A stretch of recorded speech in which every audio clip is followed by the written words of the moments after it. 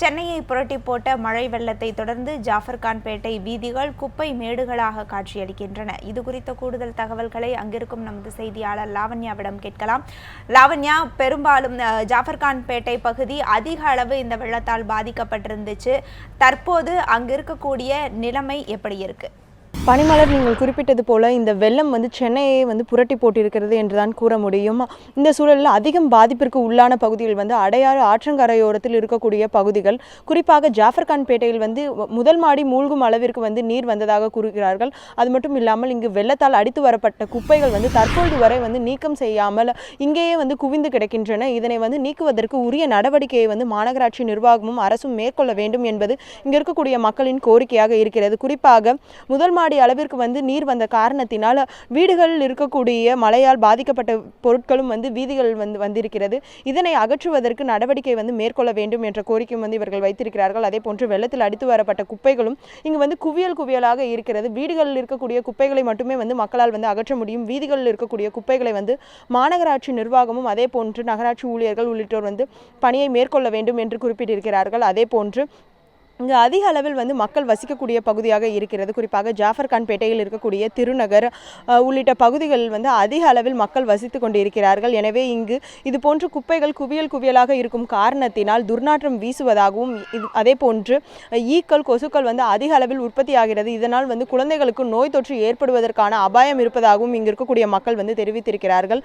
அதே போன்று இங்கு உரிய நடவடிக்கை மாநகராட்சி எடுக்க வேண்டும் என்று இவர்கள் குறிப்பிட்டிருக்கிறார்கள். இவர்கள் பலமுறை புகார்கள் அளித்தும் உரிய நடவடிக்கை அவர்கள் மேற்கொள்ளவில்லை. அதாவது ஒரு தடவை இருமுறை அது போன்றுதான் குப்பைகளை அள்ளுவதற்கு வருகிறார்கள். அதுவும் அடையாறு கரையோரத்தில் இருக்கக்கூடிய பகுதிகள் வருவதில்லை என்றும் இங்க இருக்கக்கூடிய மக்கள் குறிப்பிட்டிருக்கிறார்கள்.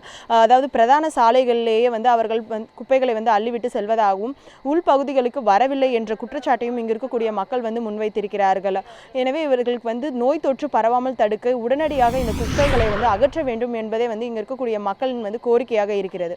இப்போ அங்கே ஜாஃபர்கான்பேட்டை பகுதியை பொறுத்த அளவிற்கு அதிக அளவிலான குப்பைகள் நிரம்பி இருக்கிறத நம்ம பார்த்தோம். இப்போ அந்த பணிகளை மேற்கொள்ளாததுக்கு இல்லை அங்கே இந்த மாதிரியான ஒரு சூழல் நிலவரதுக்கு அங்கே இருக்கிற மக்கள் என்ன சொல்கிறாங்க இது பற்றி?